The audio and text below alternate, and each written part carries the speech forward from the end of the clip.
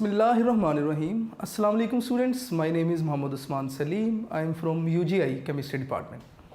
Students, chapter 10 हमने start किया था, जिसमें हमने बहुत ही इंपॉर्टेंट रिएक्शन डिस्कस किए, जिनमें एसएन रिएक्शंस थे और हम एलिमिनेशन रिएक्शंस को डिस्कस कर रहे थे। एलिमिनेशन रिएक्शंस में हमने E2 रिएक्शंस को डिस्कस कर लिया था और आज हम ना इसके E1 रिएक्शन को डिस्कस करेंगे। और एक चीज़ आपने याद रखनी है कि जैसे जैसे आप E1 रिएक्शन को डिस्कस करेंगे, आपने ना ज़हन में SN1 को ज़रूर रखना है, ठीक है ना। आपने ज़हन में SN1 को ज़रूर रखना है। तो आइए हम अपना E1 रिएक्शन स्टार्ट करते हैं आज का। Elimination reactions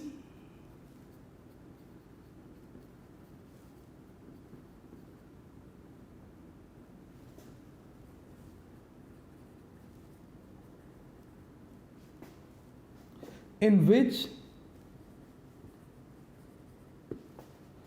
leaving group leave first,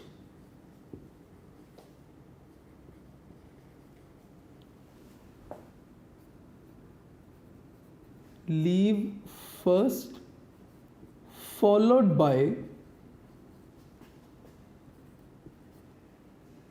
removal of hydrogen. मैं बहुत ज़्यादा डीप डिस्कशन में नहीं जाऊंगा, क्योंकि ये सारी चीज़ें ना हम ऑलरेडी SN1 में डिस्कस करके आ चुके होंगे। थोड़ा सा यहाँ पे जो डिफरेंस आएगा मैं वहाँ पे डिटेल डिस्कशन भी करूँगा, ठीक है। तो इस तरह के ये जो रिएक्शन होते हैं ना, इन्हें आप E1 रिएक्शंस का नाम देते हैं। स्टूडेंट्स, ये ना 2 स्टेप रिएक्शन होते हैं, 2 स्टेप मैकेनिज्म होगा इनका।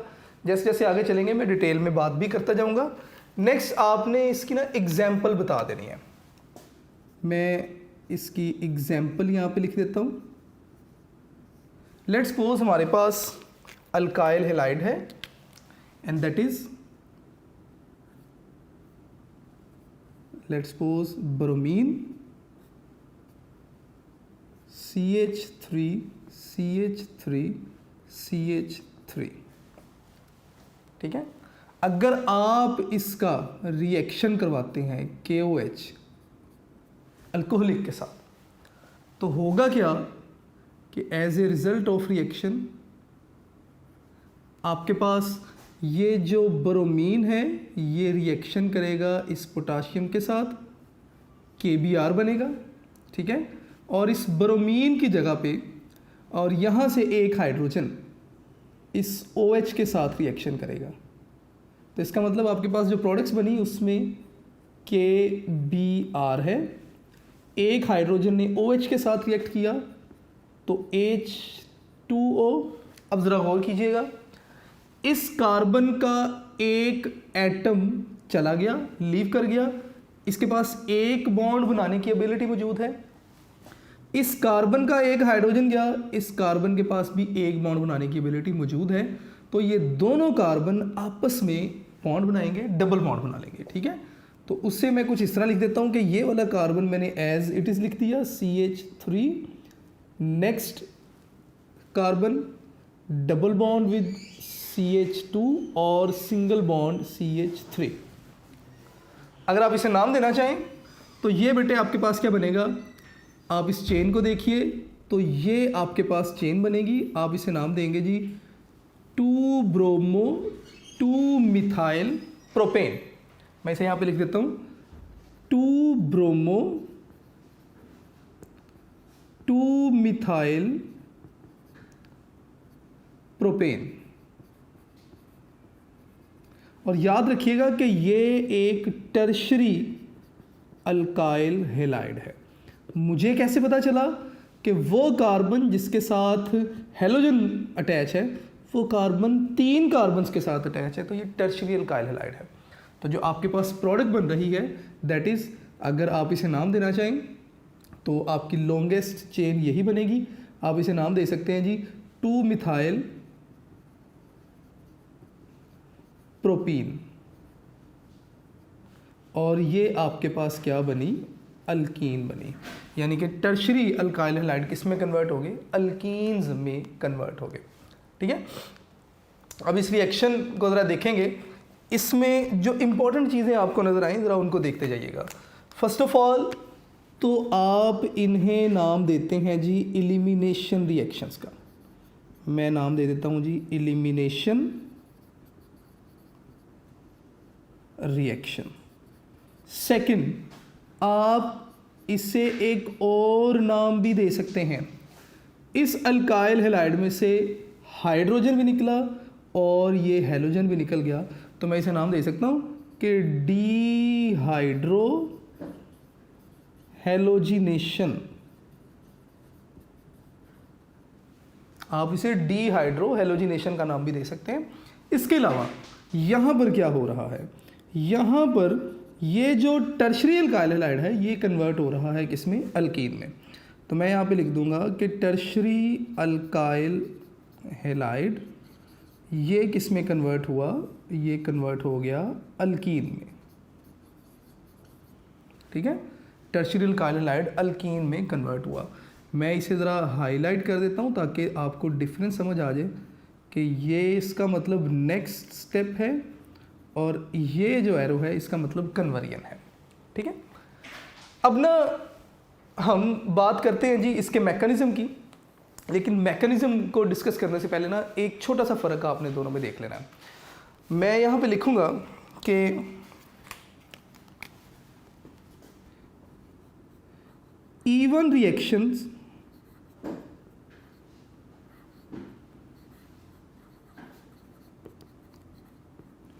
compete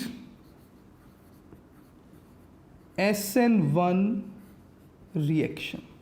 ये मैंने बहुत ही इंपॉर्टेंट लाइन लिखी, आपने इसे ज़रूर याद करना है कि इवन रिएक्शन बजाते खुद अकेले नहीं हो रही। इवन रिएक्शन ना SN1 रिएक्शन को कंपीट कर रहे होते हैं। किस तरह ये कंपीट कर रहे होते हैं मैं यहाँ पे लिखूँगा, ज़रा गौर कीजिएगा। स्टूडेंट्स, लेट्स सपोज कि मेरे पास ना अल्काइल हैलाइड है, टर्शरी अल्काइल हैलाइड। मैं टर्शरी अल्काइल हैलाइड को कुछ इस तरह लिख देता हूँ कि कार्बन जिसके साथ ये ब्रोमीन है और 3 कार्बन और भी अटैच है। ठीक है, अब होता क्या है कि आपने OH के साथ रिएक्शन करवाना है। अगर तो OH रिएक्ट करेगी एज न्यूक्लियोफाइल, मेरे वर्ड्स को गौर से सुनिएगा, अगर OH रिएक्ट करेगा एज न्यूक्लियोफाइल तो ये रिप्लेस कर देगा दूसरे न्यूक्लियोफाइल को। ठीक है, तो जब ये दूसरे न्यूक्लियोफाइल को रिप्लेस करेगा तो ये न्यूक्लियोफिलिक सब्स्टिट्यूशन रिएक्शन होगा, SN1 रिएक्शन होगा। न्यूक्लियोफाइल रिप्लेस होता है अगर, तो प्रोडक्ट आपके पास क्या होगी, कार्बन है, इसके साथ OH आ गई और बाकी कार्बन वैसे ही मौजूद है और साथ में ब्रोमीन। यानी कि न्यूक्लियोफाइल ने न्यूक्लियोफाइल को रिप्लेस कर दिया, तो ये आपके पास क्या बना, प्रोडक्ट बनी, अल्कोहल बनेगी और ये SN1 होगा। और दूसरा केस ये हो सकता है कि अगर OH एक्ट करेगा एज बेस, तो बेस को तो हमेशा एसिड चाहिए, H पॉजिटिव चाहिए, तो ये OH किसी एक कार्बन के H पॉजिटिव से रिएक्ट करेगा। ठीक है, और आपके पास जो प्रोडक्ट यहाँ पे बनेगी वो अल्कीन बनेगी। कैसे बनेगी मैंने यहाँ पे लिख भी दिया हुआ है सारे प्रोडक्ट्स। तो इसका मतलब अगर SN1 रिएक्शन होते हैं तो SN1 रिएक्शन में OH रिएक्ट करेगा एज न्यूक्लियोफाइल, कौन जी, OH। और अगर आपके पास E1 रिएक्शन हो रहा है तो E1 रिएक्शन में OH एक्ट करता है एज बेस। ये बातें आपने याद रखनी है। अगर बेस एक्ट करेगा तो H के साथ रिएक्शन करेगा और अल्कीन बनेगी। ठीक है, अब मैंने लिखा कि E1 reaction compete SN1 reaction. Let's suppose आपने सबस्ट्रेट लिया, आपने क्या किया, OH ऐड किया। अब OH में एबिलिटी है कि वो न्यूक्लियोफाइल की तरह भी एक्ट करे और बेस की तरह भी एक्ट करे, तो इसका मतलब ये दोनों प्रोडक्ट्स बन रहे होंगे। बिल्कुल हाँ, ये दोनों प्रोडक्ट्स बनेंगे। 83% आपके पास अल्कोहल बनेगी और 17% अल्कीन बनेगी। तो मेजर प्रोडक्ट आपके पास कौन सी बनी, अल्कोहल। इसका मतलब SN रिएक्शन जब हो रहा होता है ना, तो E1 रिएक्शन SN रिएक्शन को कंपीट कर रहा होता है। ठीक है, आपने ये बात को अच्छे तरीके से समझ लेना है और ये लाइन आपको अच्छे तरीके से पता होनी चाहिए, ये एज MCQ आपसे पूछा जा सकता है। अब आगे चलते हैं। अब ना हम इसका मैकेनिज़्म डिस्कस करेंगे। तो मैकेनिज़्म इसका बिल्कुल वैसे जैसे आपने पहले डिस्कस किया हुआ है, कोई उसमें चेंज नहीं, जहाँ पे चेंज आएगा मैं आपसे वो डिस्कस भी करूँगा। तो इसका जी मैकेनिज़्म है जी, सबसे पहले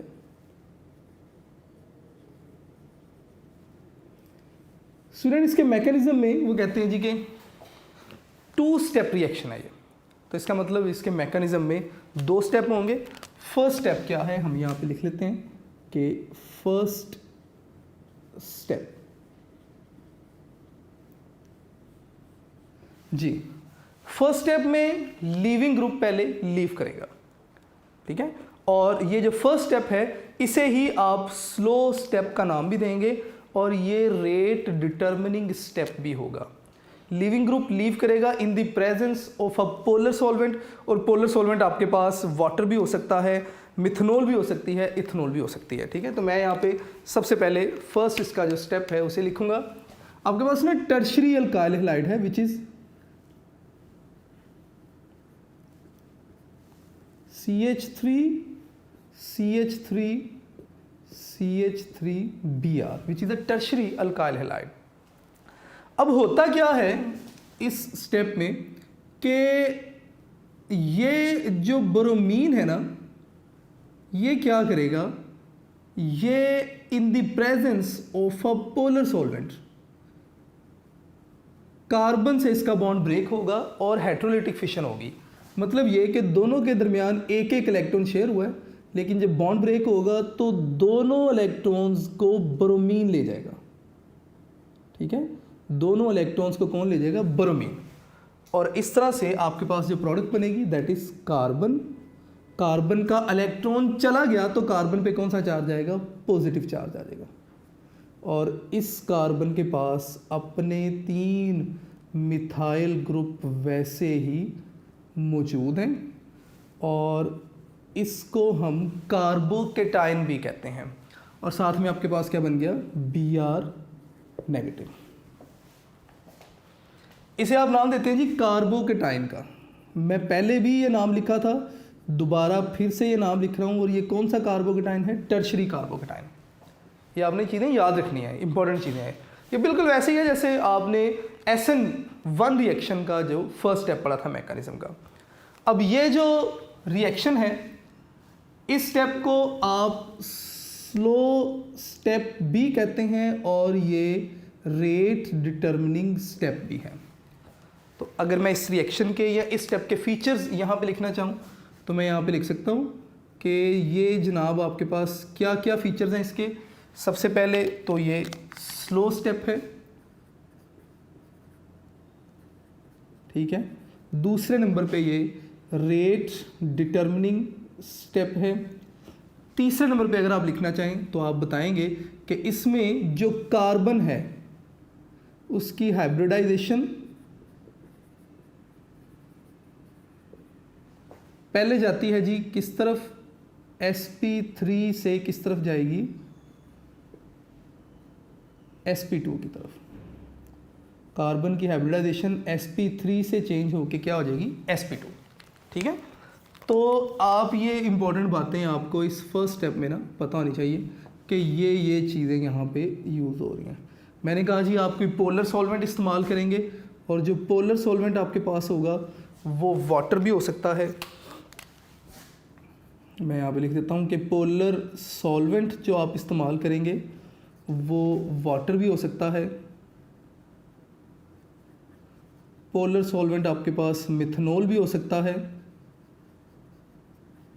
और पोलर सॉल्वेंट आपके पास इथनॉल भी हो सकता है। इन्हें आप एज पोलर सॉल्वेंट इस्तेमाल कर सकते हैं। ये आपके पास बेटे फर्स्ट स्टेप था। अब हमने बात करनी है जी सेकंड स्टेप की। सेकंड स्टेप जो इसका है ना वो SN1 से थोड़ा सा डिफरेंट होगा, यानी कि यहाँ पे थोड़ा सा डिफरेंट काम होगा। SN1 में क्या था, सेकंड स्टेप में अटैकिंग ग्रुप अटैक करता था, लेकिन यहाँ पे अटैकिंग ग्रुप या बेस अटैक तो ज़रूर करेगी लेकिन इस पॉजिटिवली चार्ज कार्बन पर नहीं करेगी। कैसे, ज़रा इसको देखते भी हैं। मैं यहाँ पे हेडिंग दे देता हूँ जी। अब हम डिस्कस करने लगे हैं जी सेकंड स्टेप।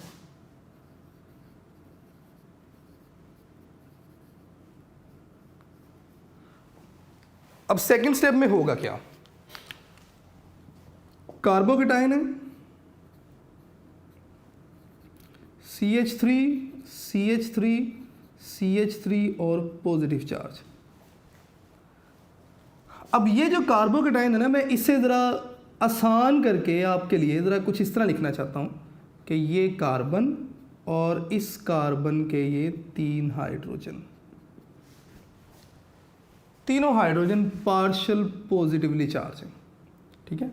अब ये जो OH जो है ये क्या करेगा, ये एज बेस अटैक करेगा किस पर, इस पार्शियल पॉजिटिवली चार्ज हाइड्रोजन पे या एसिडिक हाइड्रोजन पे। अब जब ये हाइड्रोजन को ले जाएगा तो ये जो बॉन्ड है ये शिफ्ट होगा यहाँ पे, फिशन यहाँ पे भी हेटेरोलाइटिक होगी, हाइड्रोजन अपना इलेक्ट्रॉन भी दे जाएगा इस कार्बन को।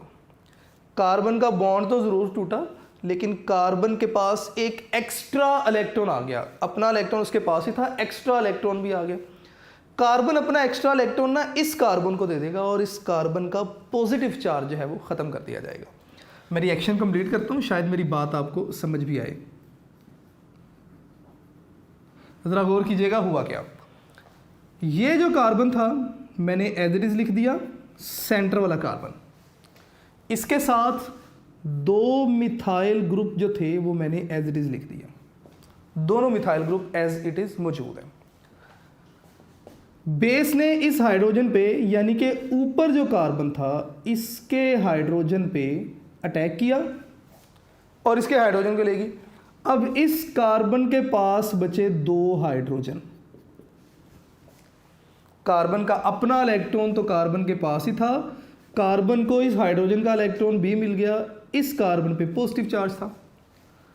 तो ये इलेक्ट्रॉन क्या करता है, ये हाइड्रोजन वाला इलेक्ट्रॉन तो पहले इस कार्बन को देगा और इसका पॉजिटिव चार्ज ख़त्म करेगा, ठीक है। और फिर इस कार्बन के पास जो एक्स्ट्रा इलेक्ट्रॉन अब आ गया ये उसके साथ क्या करेगी, डबल बॉन्ड बना लेगी। तो इसे मैं बड़ा सिंपल करके अगर लिखना चाहूँ तो मैं इसे इस तरह भी लिख सकता हूँ कि CH2 और ये आपके पास क्या बन गई, अल्कीन बन गई। स्टूडेंट्स ये आपके पास फर्स्ट स्टेप है, ठीक है। इसके फीचर्स अगर आप लिखना चाहें तो आप बता दें कि ये हमारे पास क्या है, ये फर्स्ट स्टेप है, ठीक है। इसके अलावा आप बता दें कि इसमें जो हाइब्रिडाइजेशन है वो चेंज होती है कब या किस तरफ से किस तरफ, hybridisation changes from sp2 to sp3। और किसकी हाइब्रिडाइजेशन चेंज हो रही है, कार्बन की हाइब्रिडाइजेशन चेंज हो रही है। ये बातें आपने याद रखनी है। लेकिन उसके बाद कुछ वो बातें जो हमने यहाँ पे डिस्कस की, अब हम उनको ज़रा बोर्ड पे लिखते जाएंगे। फॉर एग्जांपल आपने इस रिएक्शन की सबसे पहले बता देने पॉइंट्स के क्या क्या हैं, कितने स्टेप रिएक्शन है, मॉलिक्यूलैरिटी क्या है, ठीक है। तो इसको मैं यहाँ पे ज़रा लिखता जाऊँगा। अब सबसे पहले मैं लिखूँगा जी यहाँ पे ये रिएक्शन जो है ये 2 स्टेप रिएक्शन है। 2 स्टेप कह दिया तो इसका मतलब इस रिएक्शन में 2 स्टेप इन्वॉल्व हैं, ठीक है। इसमें 2 स्टेप इन्वॉल्व हैं। फर्स्ट स्टेप जो था मैं सबसे पहले उसके लिए लिख दूंगा और उसके बाद हम यहाँ पे सेकंड स्टेप को भी डिस्कस कर लेंगे। फर्स्ट स्टेप जो था ये इसमें लीविंग ग्रुप ने लीव किया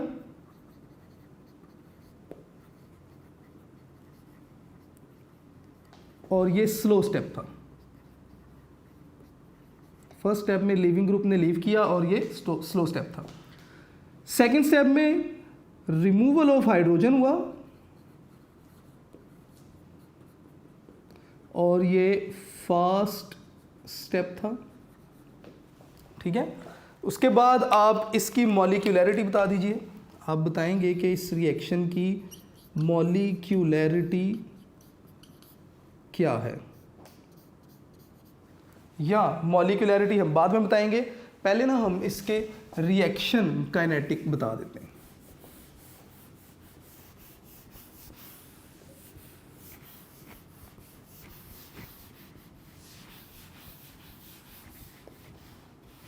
मैं यहाँ पे लिखूँगा जी इसके रिएक्शन काइनेटिक्स। वैसे ये काम आप लोगों को खुद करना चाहिए, लास्ट लेक्चर में बड़े अच्छे तरीके से बता चुका हूँ मैं, लेकिन चले फिर भी अब आप बताएंगे इसके रिएक्शन काइनेटिक्स। स्टूडेंट्स ये जो रिएक्शन है ना, अगर हम इसकी रेट इक्वेशन देखेंगे तो rate is directly proportional to the molecules which are present in slow step, और स्लो स्टेप में सिर्फ अल्काइल हैलाइड मौजूद है, तो इसका मतलब directly proportional to concentration of alkyl halide. या मैं इसे कुछ इस तरह भी लिख सकता हूँ कि रेट जो है वो डायरेक्टली प्रोपोर्शनल है या इक्वल है, रेट इक्वल हो जाएगा जी constant into concentration of alkyl halide. अब ज़रा बताइए कि रेट इक्वेशन में कितने मॉलिक्यूल इन्वॉल्व हैं, सिर्फ अल्काइल हैलाइड, तो इसलिए फिर इस रिएक्शन की जो मॉलिक्यूलैरिटी क्या होगी, दैट इज़ 1। इसीलिए आप इन्हें E1 रिएक्शन भी कहते हैं कि E1 यानी कि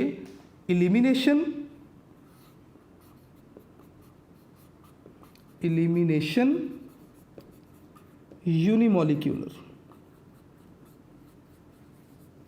रिएक्शन। ठीक है, इसके अलावा आपने ऑर्डर ऑफ रिएक्शन भी बता देना है, आपने बताना है जी इस रिएक्शन का ऑर्डर क्या होगा।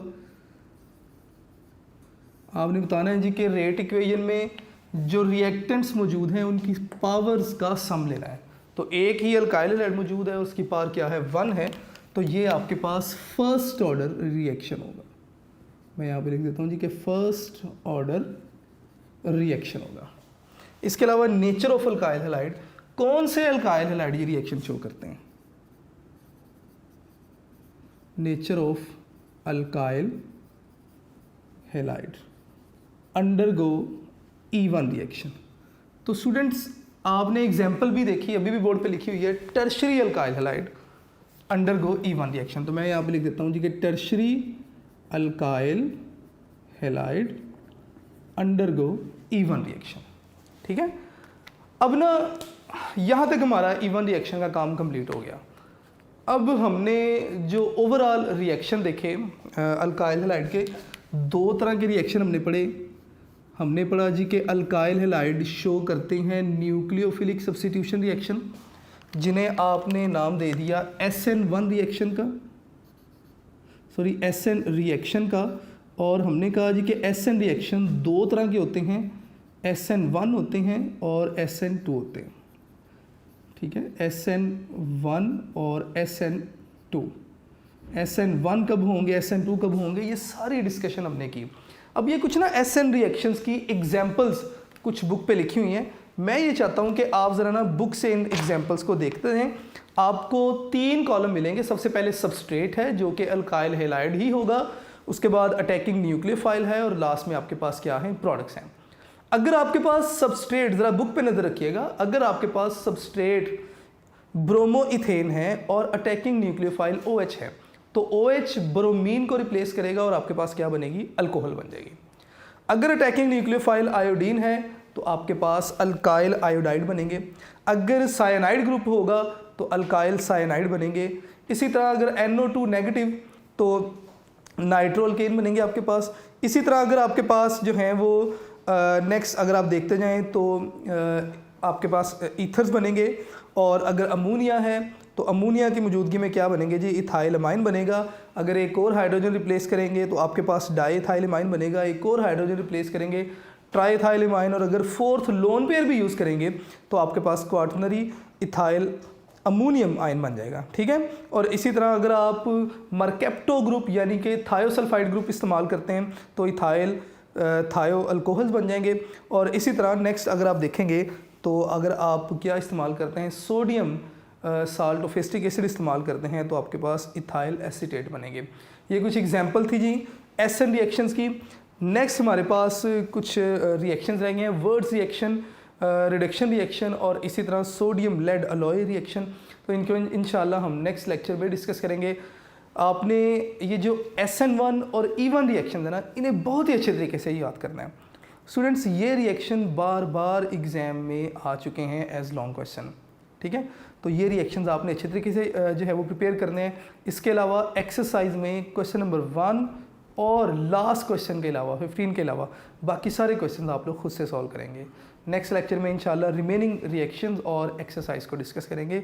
अपना ढेर सारा ख्याल रखिएगा। अस्सलाम वालेकुम।